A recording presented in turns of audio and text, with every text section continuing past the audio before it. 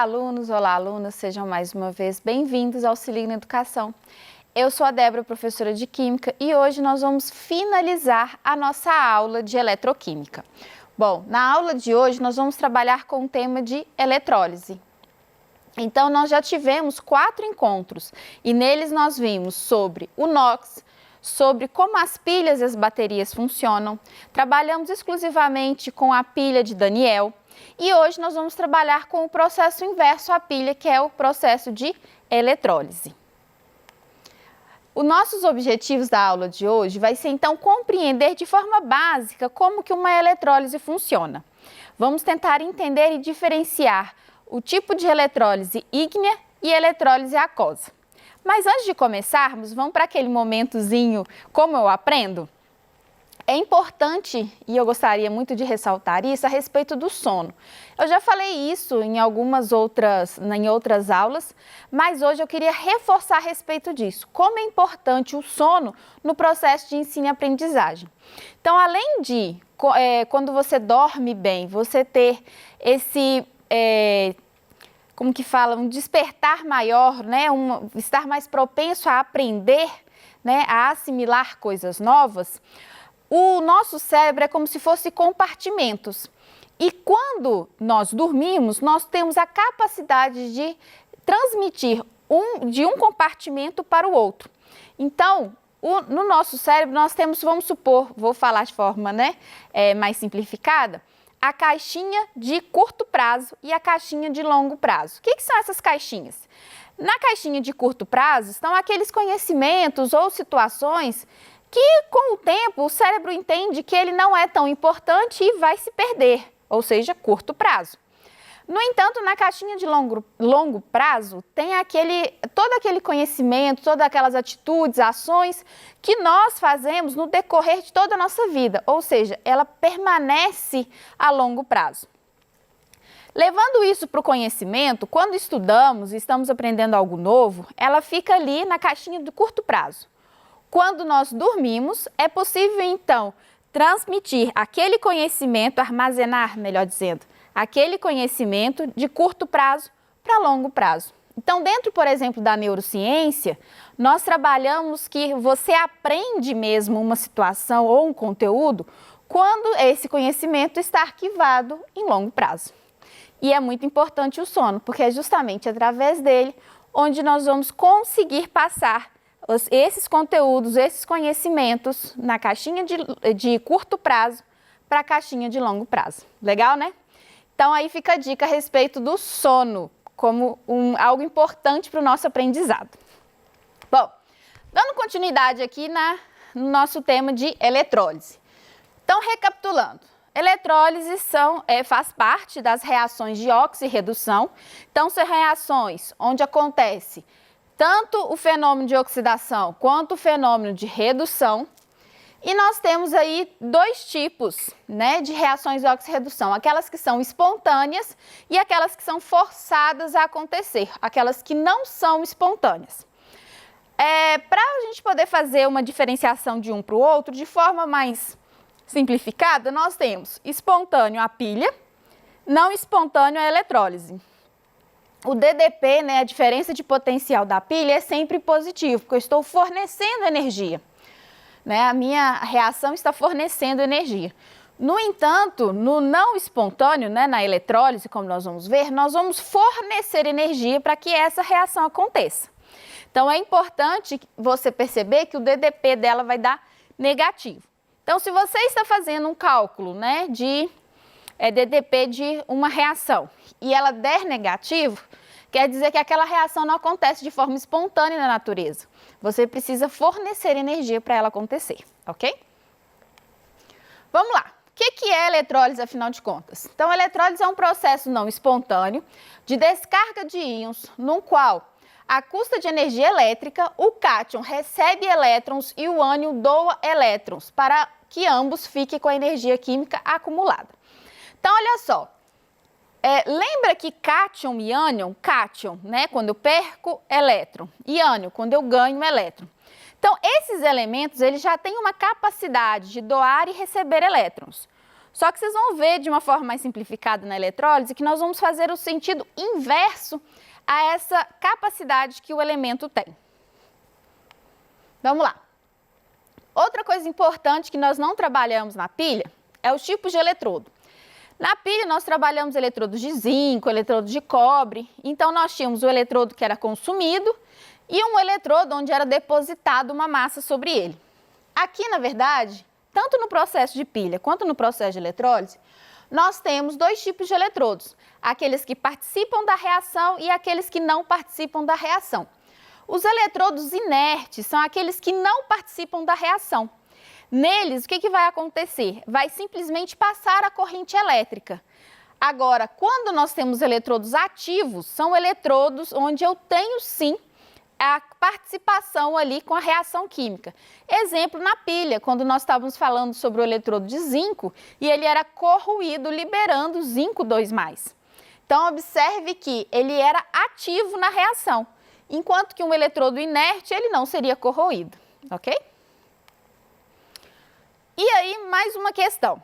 Na célula de eletroquímica, existem dois tipos de formação de íons. Então, nós precisamos que haja essa diferença, né, de carga, ou seja, cargas positivas e negativas.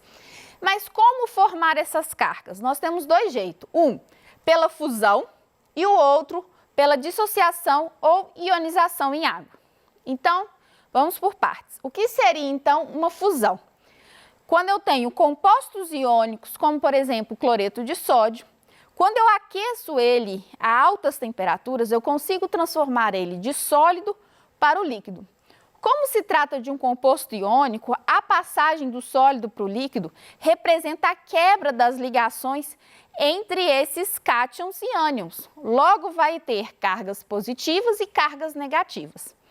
E a dissociação ou ionização em água é mais comum, né? É como se eu pegasse o NaCl e colocasse isso em água. Então, quando eu coloco ele em água, ele passa, então, pelo processo de solvatação da água. A água captura esses íons e aí nós temos cargas positivas e cargas negativas. Nós vou explicar direitinho cada uma delas, mas antes eu quero passar de uma forma simplificada o que acontece no processo de eletrólise e o que tem de diferente do processo da pilha. Vamos lá? Então, olha só. Aqui eu tenho uma célula eletroquímica. Diferente da outra que nós vimos de Daniel, que nós tínhamos duas cubas separadas, aqui nós vamos ter apenas uma. Os eletrodos aqui, eles já estão ligados a uma fonte de energia. E esses eletrodos inicialmente são inertes, vamos trabalhar com eles inertes. Então, o que acontece? No polo positivo da minha fonte de energia, eu já determino como polo positivo. E o polo negativo também é determinado pela minha fonte de energia, diferentemente da pilha. Por quê? Na pilha, isso dependia do fluxo de elétrons. Se o elétron estava saindo ou se o elétron estava chegando naquele eletrodo. Então, aqui não precisa. Como ele fornece energia suficiente para que aconteça essa reação, esse polo já determina o polo positivo e o polo negativo. Então, aqui na solução, nós temos os cátions e os ânions. Esses cátions e ânions podem ser formados tanto pelo aquecimento quanto por dissolver em água. Se for tanto por um quanto para o outro, eu terei tanto carga positiva quanto carga negativa. A diferença é que quando eu aqueço, né, é necessário o aquecimento, o que vai acontecer? Essa célula precisa ser resistente ao calor. Eu preciso ter uma célula que ela aquecida, ela consegue permanecer intacta, ou seja, ela não vai se quebrar ou se romper, ok? Então, o polo negativo vai atrair quem? Os cátions. Polo negativo atrai as cargas positivas. E o polo positivo vai atrair as cargas negativas. O que vai acontecer? Esses elementos carregados com carga negativa vão perder esse elétron em excesso. Perdendo esse elemento, então, ele vai se transformar o quê? Ou num gás, ou até mesmo, né, dependendo do que estiver aqui, num sólido. E aqui, o que vai acontecer? Os elétrons vão chegar nesse eletrodo e serão inseridos no cátion, ou seja, eles serão inseridos no meu metal, ok? Então, basicamente, a eletrólise é isso. Eu tenho uma célula, eu tenho uma fonte de energia e tenho dois eletrodos, um positivo e um negativo. Positivo atrai as cargas negativas, negativo atrai as cargas positivas. A carga negativa, ela vai ser arrancada. A carga positiva, ela vai ser anulada acrescentando ali elétrons, ok? Tá. Bom, então nós vimos que existem dois tipos de formas de eletrólise, né? Então nós chamamos de ígnea aquela com a formação por fusão. Então, quando eu preciso aquecer um composto iônico, nós chamamos isso de eletrólise ígnea. Então, algo que vocês precisam ter sempre em mente. O anodo sempre vai acontecer a reação de oxidação. Então, independente... Vou colocar o preto aqui, não, o vermelho. Independente se é pilha ou se é eletrólise, o anodo sempre vai acontecer a reação de oxidação. E o que é oxidar, Débora? É perder elétrons. Enquanto isso, o cátodo ou cátodo sempre vai ser o processo de redução. Então, vamos imaginar na pilha ígnea, onde eu tenho, na situação anterior, o NaCl, né, sofreu o processo de fusão e eu tenho lá dentro o Na+ e Cl-. No polo positivo, o Cl-, ele é atraído e ele perde o elétron. Uai, por que você colocou aqui Cl2 e não apenas Cl? Porque na natureza não existe o Cl, o cloro, de forma singular, né? Só ele. Ele sempre está acompanhado de outro cloro. Então, aqui está o processo de oxidação. E a redução? O Na+ é atraído pelo eletrodo negativo, é acrescentado justamente os dois elétrons que foram retirados do cloro, formando o Na sólido, ou seja, o sódio. Ok? Então, fazendo aqui essa equação global, o que nós vamos fazer? Vamos cortar os elétrons e repetir todo o restante. Então, olha só, 2 Na+ líquido, 2 Cl- líquido, 2 Cl- líquido, Na sólido, 2 Cl gasoso. Isso daqui é a mesma coisa de fazer isso aqui, ó, gente, no reagente. 2 NaCl líquido, tá? Então, aqui nós temos a equação global. Então, aquele processo de eletrólise é para a obtenção do sódio metálico e o cloro gasoso, ok? Então, olha só, no anodo sempre acontece a oxidação e sempre vai ser no polo positivo, diferente da pilha. A pilha, o polo positivo, é o cátodo ou cátodo. Então, na pilha, o cátodo é o polo positivo. Aqui na eletrólise, ele é o polo negativo, ok? Porque nele tem que acontecer o processo de redução, de ganho de elétrons. Bom, na eletrólise aquosa agora, nós temos então o processo de dissociação. Vamos continuar trabalhando com o cloreto de sódio. Então, o que vai acontecer? Eu vou colocar NaCl em água. Eu não preciso mais aquecê-lo. Logo, a temperatura não precisa ser elevada, a célula eletrolítica não precisa ser uma célula resistente ao calor. Só que agora vai acontecer o seguinte, vai haver uma competição, tanto de cátions quanto de ânions. Olha só para você ver. Eu tenho aqui as duas reações que acontecem quando eu coloco o NaCl em água. Qual que é a primeira reação? O NaCl se dissociando ali em Na+ e Cl-. Porém, a água ali presente também sofre um processo de autoionização.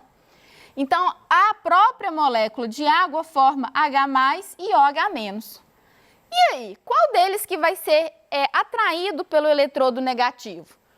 Desculpa, pelo eletrodo positivo. O Cl ou o OH-? E aí é que tá. Existe uma descarga seletiva. O que é isso? Existe um favorecimento de que alguns ânions são mais fáceis ou mais difíceis de serem arrancados. Os mais difíceis de serem arrancados são esses aqui, ó. É o flúor e os ânions oxigenados. No caso, nós não temos eles, nós temos o OH- e o Cl-. Então, os mais fáceis são todos os demais. Logo, quem vai ser atraído pelo polo positivo é o Cl-. A mesma coisa vai acontecer do outro lado. Eu vou ter agora dois cátions competindo para saber quem que vai receber os elétrons do polo negativo. E eles nós temos o Na e o H+. Também existe uma carga seletiva, ou seja, elementos que vão receber elétrons de forma mais fáceis e outros que vão receber e depois vão doar de novo, eles não vão permanecer com esses elétrons. E aí, qual que é a seleção, né? Todos os metais da coluna 1, 2 e o alumínio são muito difíceis de receber elétrons. Logo, quem que vai ser atraído aqui pelo polo negativo e receber os elétrons? Vai ser o H+, ok? Então, como que fica essa equação geral? Então, a equação geral vai ficar desse jeito. Eu tenho aqui as 4 reações que acontecem. Eu tenho a reação do a dissociação do NaCl, a autoionização da água, o processo que está acontecendo no anodo, que é a perda do elétron, do Cl2, e o cátodo, onde está recebendo elétron, que é o H+, está formando agora o H2, ok? Então, o que é que nós temos aqui? Se a gente cortar aqueles que se repetem, por exemplo, nós vamos cortar aqui os 2 elétrons, vamos cortar aqui o Cl, e aqui nós vamos ter o NaCl, a água, ok? Dá para cortar esse H+ aqui também. Então, nós vamos ter do outro lado o Na+, o OH-. Então, observe que essa é uma solução básica, alcalina. Temos a formação do gás cloro e a formação do gás hidrogênio, ok? Então, a eletrólise aquosa fornece produtos diferentes da eletrólise ígnea. Vamos tentar dar uma praticada? Antes, só uma forma bem rápida para vocês. A aplicação dessa eletrólise, então, é a obtenção de elementos, principalmente de metais e halogênios, e também quando eu quero aplicar uma camada, né, protetora sobre algum metal ou revestir ele, que nós chamamos isso de galvanização. E até mesmo adquirir pureza de algum elemento. Por exemplo, eu faço uma mistura, extraio um elemento dali, mas ele não está totalmente puro. Eu posso aplicar a eletrólise para aumentar essa pureza. Bom, na semana 4, atividade 3, nós temos 3 afirmações que nós precisamos saber. Quais são verdadeiras e quais são falsas. Então, vamos lá. Reações de eletrólise ocorrem com consumo de energia elétrica. Verdadeira, né, gente? Nós precisamos de fornecer energia para que a eletrólise aconteça. Soluções aquosas de glicose não podem ser eletrolizadas porque não conduzem corrente elétrica. Verdadeiro também, porque eu preciso de formação de íons. E quando eu coloco glicose em água, não tem essa formação de íons. Nas eletrólises de soluções salinas, os cátions metálicos sofrem oxidação. Na verdade, não, né, gente? Porque o cátion, o que ele vai acontecer? Ele vai receber elétrons. Logo, se ele recebe, ele sofre, então, redução e não oxidação. Então, esse aqui é falso. Então, na aula de hoje, nós conseguimos identificar que existem eletrodos inertes e ativos. Vimos também como que é o processo de eletrólise de forma simplificada e ainda conseguimos diferenciar o processo de eletrólise ígnea de eletrólise aquosa. Então, dessa forma, nós conseguimos, então, todos atender os nossos objetivos da aula de hoje. No mais, eu quero agradecer por todos vocês estarem aqui comigo.